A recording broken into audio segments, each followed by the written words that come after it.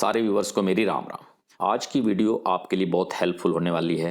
ये एक बहुत इंपॉर्टेंट वीडियो है क्योंकि आज की वीडियो में कुछ ऐसे टिप्स दूंगा जिससे आपको सफलता मिलेगी। देखो, आपको पता ही है कि एसएससी सीजीएल 2021 का एग्जाम बिल्कुल सिर पे है। कुछ चंद दिन ही बचे हैं, तो हमें इन दिनों को कैसे यूटिलाइज करना है। सबसे पहले तो क्योंकि थोड़े ही दिन बचे हैं तो आपके लिए मॉक टेस्ट बहुत जरूरी हो जाते हैं। मॉक टेस्ट आपको सफलता दिलवाने में बहुत योगदान देंगे, तो इसलिए आपको एक मॉक टेस्ट कम से कम डेली जरूर लगाना है। और इस वीडियो में ये भी बताऊंगा कि आपको मॉक टेस्ट कैसे लगाना है, किस माहौल में लगाना है, मॉक टेस्ट को किस तरह से अटेम्प्ट करना है और मॉक टेस्ट कंप्लीट होने के बाद आपको क्या करना है। ऐसा ही एक प्रैक्टिस मॉक टेस्ट मैं आपके लिए फ्री लाया हूं, जो बिल्कुल फ्री है, जिसका लिंक मैंने डिस्क्रिप्शन में दिया है।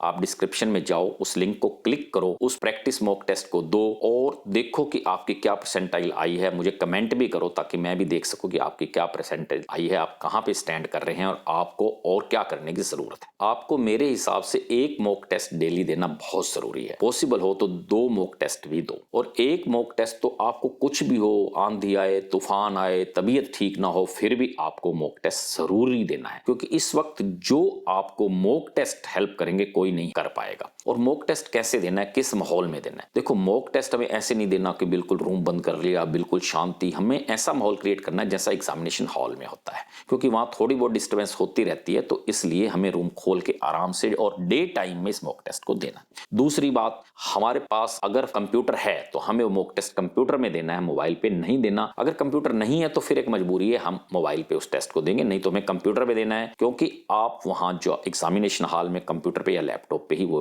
एग्जाम दोगे। तीसरी चीज, आपने जो कैलकुलेशन करनी है वो A4 शीट पे ही करनी है, क्योंकि एग्जाम में आपने A4 शीट पे कैलकुलेशन करनी है, तो उसी माहौल में आप यहां भी एग्जाम देते हुए A4 शीट पे कैलकुलेशन करो। और चौथी चीज, आपको ये मॉक टेस्ट डे टाइम में ही देना है, नाइट में नहीं देना, क्योंकि वहां डे टाइम होना है। तो आपको ऐसा माहौल क्रिएट करना है कि आप एग्जाम दे रहे हैं और वैसा ही माहौल है, ताकि आपके सिर से एग्जामिनेशन फियर दूर हो जाए और वैसा ही माहौल आपको वहां मिले जैसा आपको घर में मिल रहा है। तो इसलिए आपके सिर से काफी टेंशन दूर हो जाएगी और जो टिक टिक टिक टिक टाइम की वहां हो रही होगी वो आपको कोई टेंशन नहीं देगी, क्योंकि सेम चीज आपने घर पे की है। अब मैं आपको बताऊंगा कि आपको मॉक टेस्ट कैसे अटेम्प्ट करना है, या एग्जामिनेशन हॉल में उस एग्जाम को कैसे अटेम्प्ट करना है। ये आपको मैं बिल्कुल टेस्टेड एंड ट्राइड तरीका बता रहा हूं, क्योंकि मेरे दोनों बेटे भी इसी तरीके से ही मॉक टेस्ट भी देते थे और जिन्होंने फर्स्ट अटेम्प्ट में ही अपनी ड्रीम पोस्ट प्राप्त की है।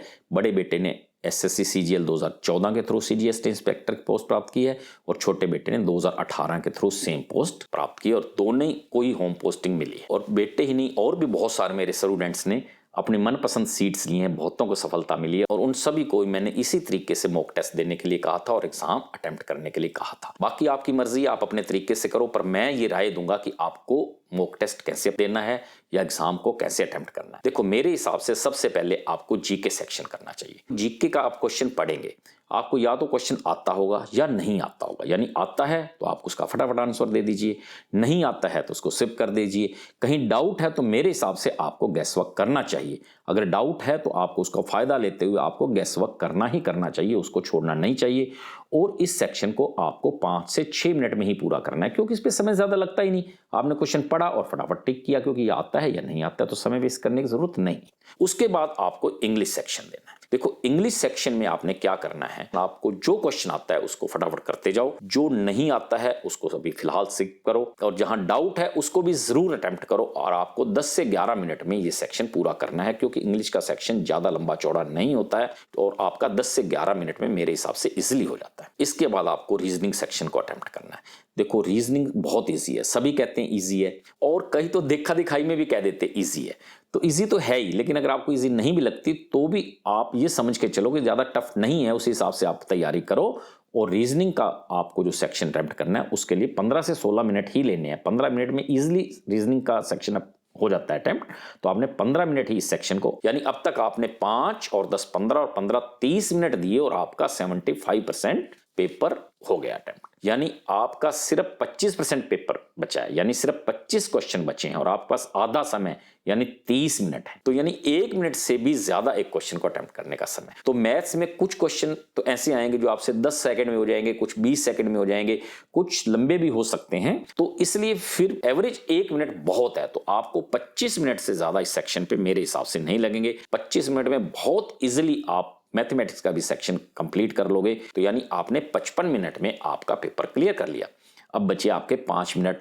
उस 5 मिनट में एक तो जो भी आपने मार्क फॉर रिवीजन किए हैं उसको देखो कि उसको क्या करना है, कहीं गलती है या नहीं है, या क्वेश्चन छूट गए उसको दोबारा अटेम्प्ट कर सकते हो या आप रिवाइज कर सकते हो। यानी आपको 1 घंटे के अंदर आपका पूरा पेपर भी करने का तरीका मैंने बता दिया और उसके रिवीजन का भी तरीका मैंने आपको बता दिया। अब आपने इसी तरीके से जैसे मॉक टेस्ट दिया तो इससे आपका काम खत्म नहीं होता कि मैंने मॉक टेस्ट दे दिया और काम खत्म। आपका जितना मॉक टेस्ट देना जरूरी है उससे ज्यादा जरूरी है उसको एनालाइज करना। अब आपने एनालिसिस करना है कि आपका मॉक टेस्ट जो आपने दिया है उसमें किस क्वेश्चन पे आपका ज्यादा समय लगा है, कौन सा क्वेश्चन आपका गलत हुआ है, कौन सी आपने सिली मिस्टेक की है, ताकि फ्यूचर में आप ना वो सिली मिस्टेक करें, और जो क्वेश्चन गलत हुआ है उसको आराम से देखें और उसका नोटबुक में नोट कर लें ताकि एग्जाम से 1 हफ्ता पहले आपको ये नोट्स बहुत काम आएंगे और ये गलती आप नहीं कर पाएंगे। देखो मेरे हिसाब से अब आपको नया कुछ नहीं पढ़ना चाहिए, जो आप पढ़ चुके बस उसी को संवारना चाहिए, उसी का रिवीजन करना चाहिए। मॉक टेस्ट के थ्रू आप उसका रिवीजन भी कर सकते हैं और कोई नई चीज आती है तो उसको सीख भी सकते हैं।